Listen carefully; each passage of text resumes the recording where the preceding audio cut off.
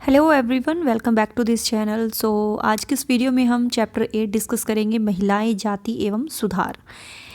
ये class 8th का chapter 8 है, एनसीईआरटी का ये टॉपिक है। तो शुरू कर लेते हैं और जल्दी से वीडियो को लाइक एंड शेयर कर दीजिए और चैनल को सब्सक्राइब कर लीजिए।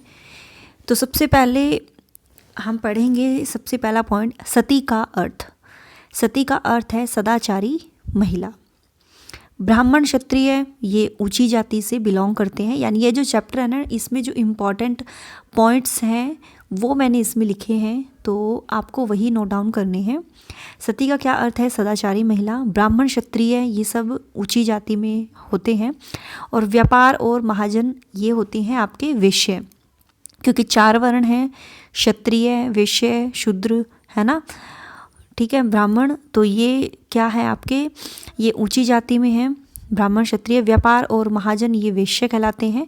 काश्तकार, बुनकर, कुम्हार ये इनको शूद्र कहा जाता है। ठीक है, निचले पायदान पर खड़ी जाति जो निचले पायदान पर होती है उसको अछूत कहते हैं। राजा राम मोहन राय, इनका जन्म 1772 में, 1833 में इनकी मृत्यु हुई थी। ये जो थे ये सुधारक थे। इन्होंने कोलकाता में ब्रह्म समाज की स्थापना की थी। ब्रह्म समाज के नाम से सुधारवादी संगठन बनाया। ठीक है, इन्होंने 1829 में सती प्रथा पर पाबंदी लगाई थी। यानी जिन स्त्रियों का पति जो है, मतलब उनकी डेथ हो जाती, जिन स्त्रियों के पति की, तो उनके साथ उनको सती होना पड़ता था। तो ये इस पर इन्होंने पाबंदी लगाई थी 1829 में।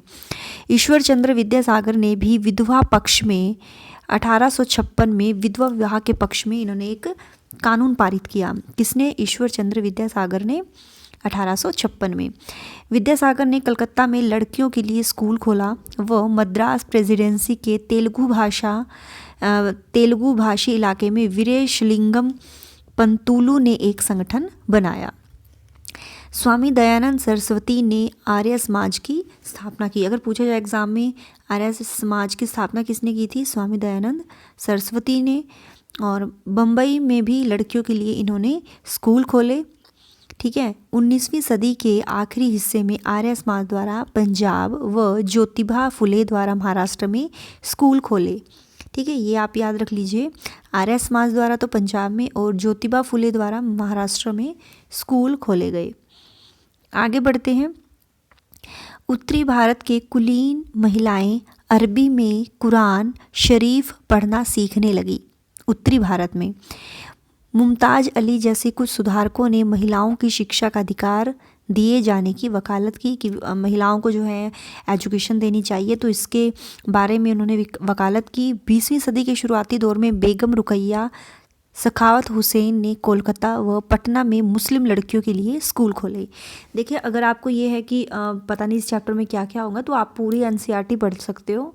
उसमें कुछ भी जो है पढ़ने लायक है वो मैंने इस पर लिखे हैं, तो आप इसको एक बार रीड कर लीजिए, नोट डाउन कर लीजिएगा। अगर आपको पीडीएफ चाहिए तो आप टेलीग्राम पर जुड़ जाइए, वहाँ पर आपको पीडीएफ दे दी जाएगी। ठीक है, तो आगे बढ़ते हैं। 1880 के दशक तक महिलाएं जो हैं विश्वविद्यालय में जाने लगी, यूनिवर्सिटीज़ में।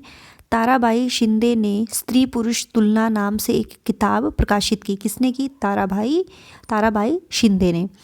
संस्कृत की महान विद्वान पंडित रमाबाई ने ऊंची जाति की हिंदू मुस्लिम की दुर्दशा पर किताब भी लिखी। यानी संस्कृत की जो महान विद्वान थी पंडित रमाबाई, उन्होंने ऊंची जाति के जो हिंदू मुस्लिम उनकी जो दुर्दशा थी तो उस पर किताब लिखी, और पुणे में विधवा गृह की स्थापना भी की। 1929 में बाल विवाह निषेध अधिनियम पारित किया गया। यानी कम उम्र में ही जो है लड़के लड़कियों की शादी करा दी जाती थी, तो उसके लिए एक अधिनियम पारित हुआ 1929 में। मोहन राय ने जाति व्यवस्था की आलोचना करने वाले एक पुराने बौद्ध ग्रंथ का अनुवाद किया। प्रार्थना समाज भक्ति परंपरा का समर्थक था। बम्बई में 1840 में परमहंस मंडली का गठन किया गया। मदिगा, देखिए मदिगा किसको कहते हैं? आंध्र प्रदेश में महत्वपूर्ण अछूत जाति रही ये मदिगा। साउथ इंडिया में कर्नाटका, जो साउथ इंडिया है उसमें तेलंगाना, कर्नाटका, महाराष्ट्र, तमिलनाडु में ये बसते हैं। जो मदिगा है ये अछूत जाति रही है आंध्र प्रदेश में। महाराष्ट्र में महार जो समुदाय है ये भी जो अनुसूचित जाति है उनका एक बड़ा समूह है महार जाति। ठीक है। Doctor B.R. अम्बेडकर जो थे, है ना, संविधान का जनक इनको माना जाता है। महार जातीय समुदाय थे ये महार समुदाय से थे। जातीय भेदभाव के विरुद्ध दास ने मध्य भारत में सतनामी आंदोलन की शुरुआत की। ज्योतिराव फुले जन्म 1927 में सबसे मुखर नेताओं में से ये एक थी। ज्योतिराव फुले 1873 में ज्योतिराव फुले ने गुलामी नामक किताब लिखी। ये पॉइंट्स बहुत इम्पॉर्टेंट है, आप इसको नोट डाउन कर लीजिए। जाति सुधार का आंदोलन जो है पश्चिमी भारत में B.R. अम्बेडकर और दक्षिण में E.V. रामास्वामी नायकर जैसे महान दलित नेताओं के नेतृत्व में चलता रहा। ये अनटचेबिलिटी जो है ये इसको दूर करना चाहते थे, अछूत जो आंदोलन था, ठीक है। तो जाति सुधार का आंदोलन पश्चिम भारत में B.R. अम्बेडकर और दक्षिण में E.V. रामास्वामी नायकर जैसे महान जो दलित नेता थे उनके नेतृत्व में चलता रहा। 1927 में अम्बेडकर ने मंदिर प्रवेश आंदोलन शुरू किया, क्योंकि उनको मंदिर जाने की अनुमति नहीं होती थी। जो अनुसूचित जाति के जो स्त्री पुरुष थे, तो 1927 में उन्होंने आंदोलन शुरू किया और 1927 से 1935 के बीच मंदिरों में प्रवेश के लिए 3 आंदोलन चलाए। ब्रिटिश काल में गैर ब्राह्मण आंदोलन 20वीं सदी के आरंभ से शुरू हुआ। ब्रह्म समाज की स्थापना 1830 में की गई। यंग बंगाल मूवमेंट की शुरुआत हेनरी लुई विवियन डेरिजियो ने की, जो हमारा यंग बंगाल मूवमेंट है। 1820 में हिंदू कॉलेज कलकत्ता के अध्यापक थे। ये कौन थे? जो हेनरी लुई विवियन डेरिजियो थे, ये 1820 में हिंदू कॉलेज कलकत्ता के अध्यापक थे। स्वामी विवेकानंद जन्म हुआ था 1863 में, मृत्यु हुई 1902 में, जिनका नाम था नरेंद्र नाथ दत्त।